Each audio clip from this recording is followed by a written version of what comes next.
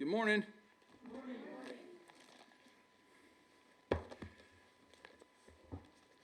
I wanted to do a surprise quiz today. What? But Brother Zane talked me out of it. So who's reading 1 Samuel? Let's do a surprise quiz, and we're going to do it next week. So you have a whole week for the quiz next week. Okay. Is our Bible visitor here? Come on down. Are you here?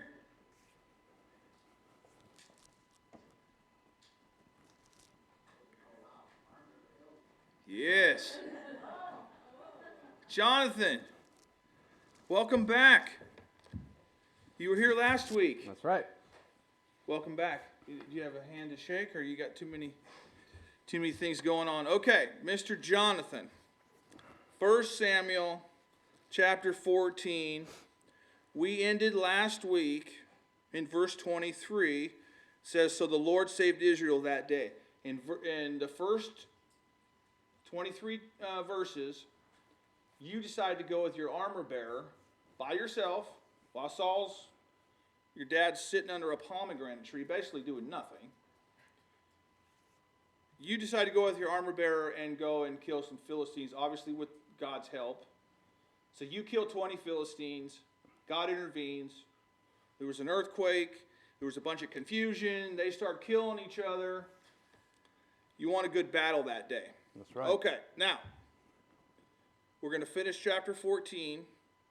And the first verse we're in is, read with me in verse 24. And the men of Israel were distressed that day, for Saul had adjured the people, saying, cursed be the man that eateth any food until evening, that I may avenge on mine enemies. So none of the people tasted any food. So Saul puts an oath on these people. In my opinion, a lot of people's opinion, it's a burden on these people that probably shouldn't have been there. But that's another discussion. But you weren't even there to hear this. No. Tell me about what's going on. Well, he sends out this proclamation about everyone's not going to eat until the evening, and the people are faint. You know, it's a heavy task of going into battle without any something or eating or anything.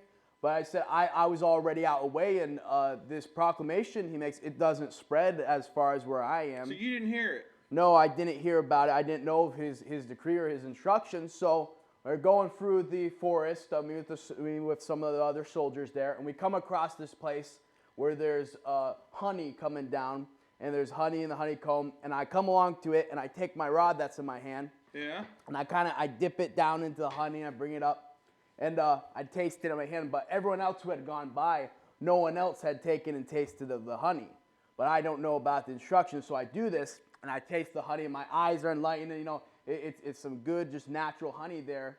And the soldiers, they see me do this thing. And, you know, some of them there who now we've met up with, they know about the instructions. And they relate to you. They say, you know, your father Saul said no one's supposed to eat of anything until, and I hear this news. And, you know, I didn't know about his instructions. Didn't even know I was breaking them. But, you know, I tell them there, yeah, I don't agree with his decree there. I say that, you know, if the people had been allowed to eat and stuff, you know, we might have had an even bigger victory against the Philistines had the people, you know, had been able to go up against them. You know, they're faint, they haven't been eating their son. It's just not good going into battle this way.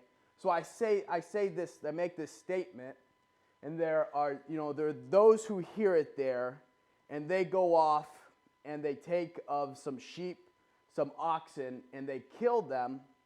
And they who they knew about Saul's instructions, so they kill them and they begin to eat. But even more so, they're eating them. They're not taking the time to cook, and they're eating it among the blood. And this is something that it's something that they're not supposed to do. It's against the law of God that's been set up way before in the past.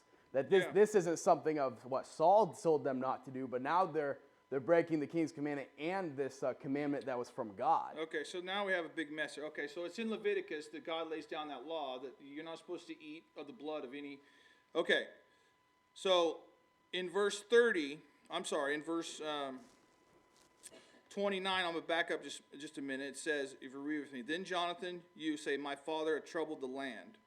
So you're not agreeing with whatever he's, whatever he's decreed. In verse 30, how much more happily the people had eaten freely today the spoil of their enemies, which they found, had not greater slaughter among the Philistines. So basically what you're saying is this is a terrible idea to go into war hungry. I mean, like you said, that they're fainting. Okay. So now the word gets back to your father that this is all going on. Tell me his reaction to their slaughtering these animals and eating them without even cooking. Right, they're breaking the command that he put up, but also doing this thing of eating with the blood. So what Saul does is he gathers people together and he gathers together some oxen and stuff, and he prepares and he builds an altar, and he's going to make a sacrifice there. And he does this. He makes a sacrifice. Now, this isn't the same type of sacrifice that he's made in the past, where he was supposed to wait for Samuel. This is something else. That was a sacrifice that was only for the priest to make. But he makes this sacrifice there, and they got to find out now, like what caused all this. What started what it? started this? Who ate first? Okay. Who broke this commandment? So he wants to find out who ate first because that guy's got to die. Right, that was his decree at the beginning. And you already know that you're the one that ate the honey. Right, by the time I get back there now, it's well known that I come forward, and everything's related of what I did, how I ate the honey in there, and how it's led all to this. And now he makes the decree. Well, now he can't unbreak this decree for his own son. So he says that I'm going to have to be killed.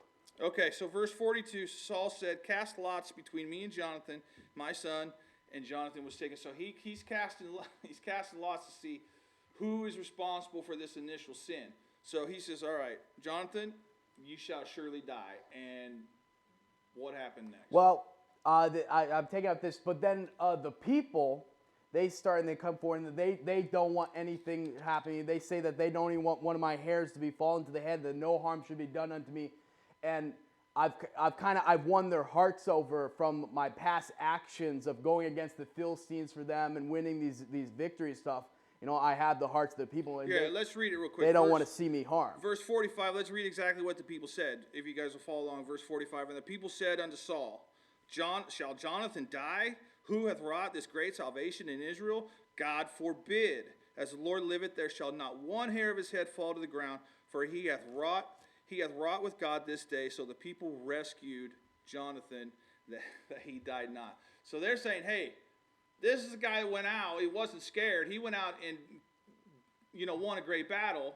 You basically, they didn't say it, but he basically did nothing, and he wants to kill you. So the people stood up for you that day. So for his sake, yes, they on my own behalf, they called it that I shouldn't be harmed. Okay, so verse 47, the last of this chapter. So Saul took the kingdom over Israel and fought against all his enemies. So Saul basically fought against all his enemies, and he was killing everybody in the last half of this chapter. Tell me about that. Well, the Philistines eventually, after this slaughter, where they were killing each other through the confusion of the earthquake and drawing their swords against each other, they've retreated. They've gone into their own land, so now they're not pressed against us. So now we have the benefit that we can put our efforts towards some of our other. We have many enemies surrounding us, so we can now put our efforts, now that the Philistines have taken up and ran, that we can fight against them. Okay, for the last verse of this chapter, and there was a sore war against the Philistines in all the days of Saul. And when he saw any strong man or any valiant man, he took him unto him. Okay, that concludes chapter 14, Mr. Jonathan. Now, chapter 15, it gets pretty serious in the next chapter, and we will, I don't know if we're going to see you again. We might stand by your phone, and we might give you another call. You can come back, okay? All right.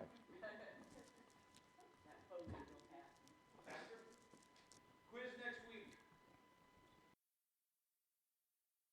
You've been listening to a message from the pulpit of Town Center Baptist Church in Happy Valley, Oregon.